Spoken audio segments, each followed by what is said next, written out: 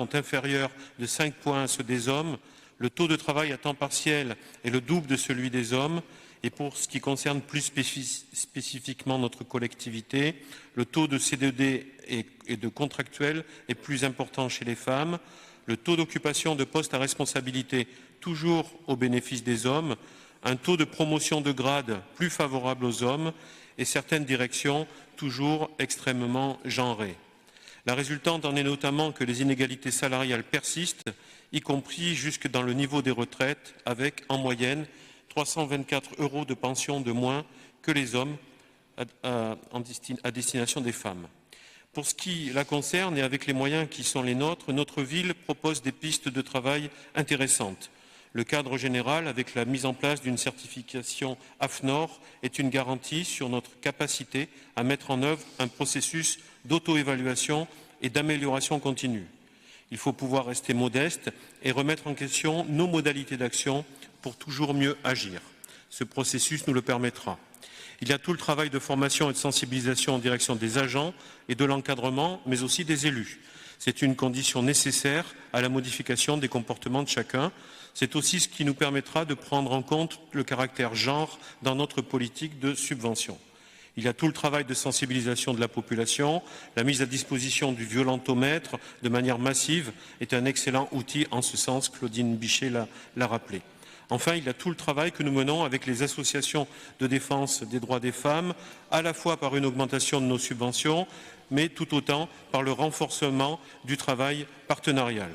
Et nous avons besoin de la mobilisation de toutes et tous pour lutter contre les discriminations et les violences à l'égard des femmes et, bien entendu, prévenir, dénoncer, combattre les féminicides dont l'actualité vient à nouveau de concerner notre département. L'actualité récente, avec les dégradations des locaux du planning familial dans notre ville, nous rappelle que nous ne devons pas baisser la garde pour l'émancipation des femmes. Nous devons agir vite et fort et nous inscrire dans le temps long pour le changement des comportements.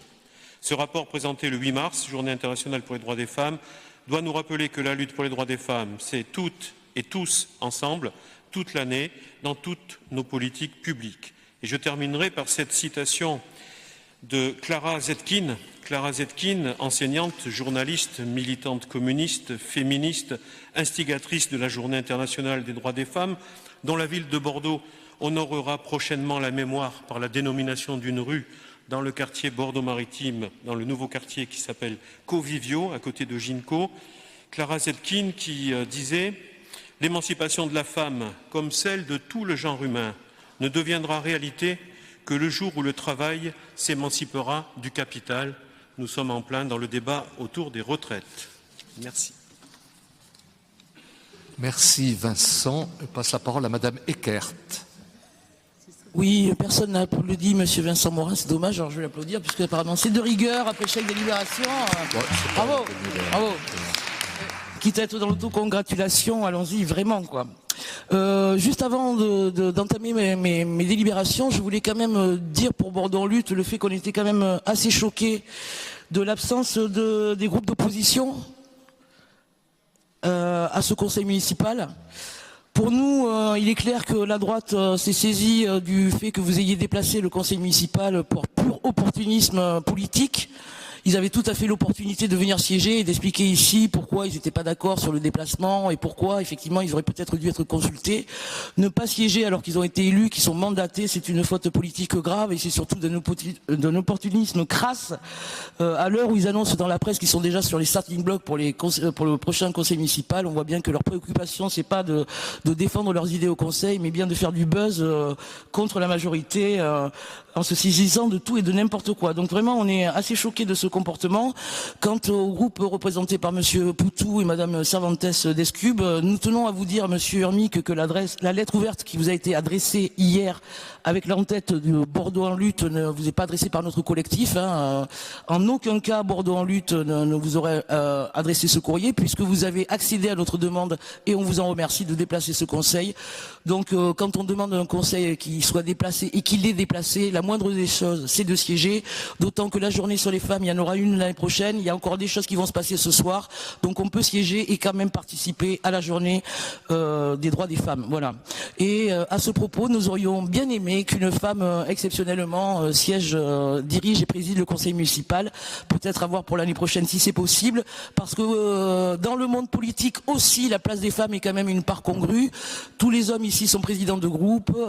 Donc ça serait bien qu'une fois par an, on puisse, oui, nous aussi présider et voir ce que ça fait, la sensation d'être sur le trône.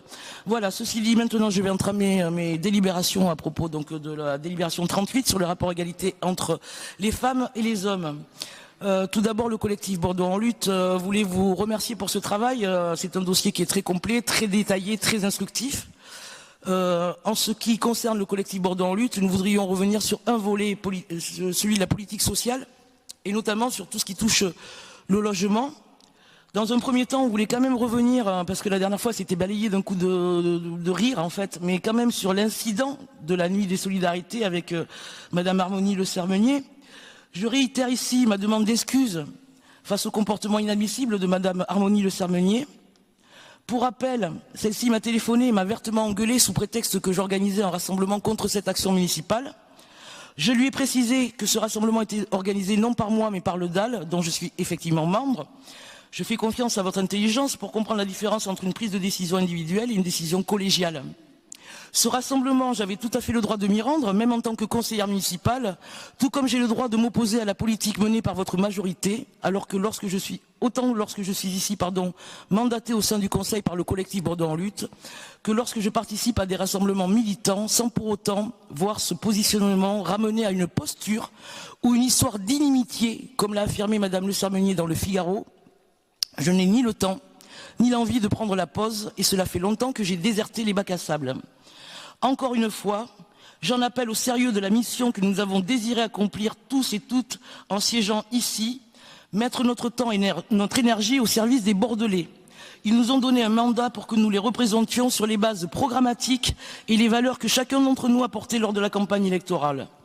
En fin de compte, dans ses actes sur le terrain et dans ses prises de parole au Parlement bordelais ou en public, le collectif Bordeaux en lutte ne fait que tenir ses promesses de campagne, c'est-à-dire, encore une fois, servir les Bordelais, relayer les luttes, les animer, les agréger, y prendre part, construire une résistance active à ce monde absurde dans lequel nous entraîne le système capitaliste. Système auquel vous vous acclimatez, alors que nous l'avons pour notre part clairement identifié comme l'ennemi de notre classe, dénominateur commun de tous nos combats. À l'aune de cette évidence, les électeurs qui ont voté pour vous et ceux qui ont voté pour notre collectif ont forcément des divergences d'opinion.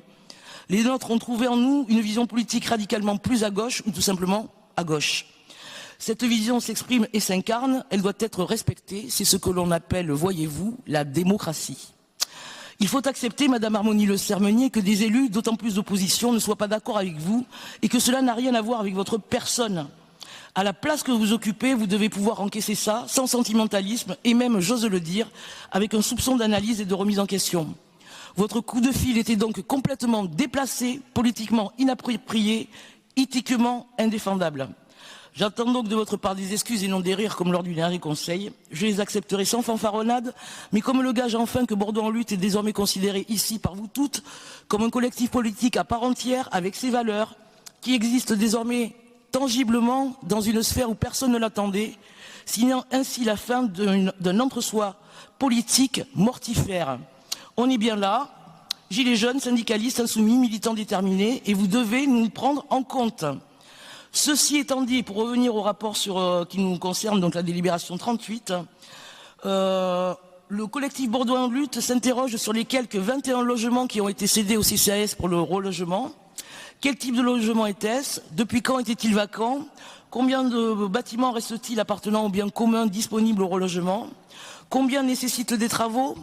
Qu'en est-il par exemple du bâtiment Place des Chartrons signalé par le droit au logement, l'association droit au logement au mois d'août dernier? Comptez-vous aussi, dans l'urgence qui s'approche, réquisitionner les bâtiments privés en dormance?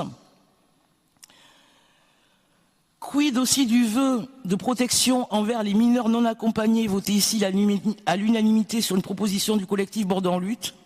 Le collectif solidaire MNA 33 ne cesse de tirer la sonnette d'alarme sur le nombre de mineurs à la rue, livrés à eux-mêmes, alors qu'il devient de plus en plus difficile de faire appel à des hébergeurs solidaires. Il n'y a presque plus de soutien à court terme et à l'horizon, rien ne semble se décider. Pouvez-vous nous éclairer sur ce point? Enfin, et pour en terminer, quelles sont les perspectives de relogement envisagées pour le squat de Lamine et le bidonville de Brazza? Si pour ce dernier, la mairie semble envisager de ne pas recourir à l'expulsion, même au-delà de la trêve hivernale, qu'a-t-elle prévu pour améliorer le quotidien de la centaine de personnes qui se trouvent sur place dans des conditions d'hygiène inhumaines et dégradantes? La mairie a-t-elle ou va-t-elle, par exemple, investir dans des algécos sanitaires, même d'occasion? Nous attendons une politique du logement plus offensive de la part de la mairie, alors que le projet de loi, c'est pas du tout la joie d'ailleurs, le projet de loi Kasbarian-Berger va jeter des centaines de gens à la rue. Pourquoi la mairie ne dénonce-t-elle pas cette loi? Serez-vous mobilisés à nos côtés, comme vous le faites pour les retraites, pour défendre le droit au logement des Bordelais?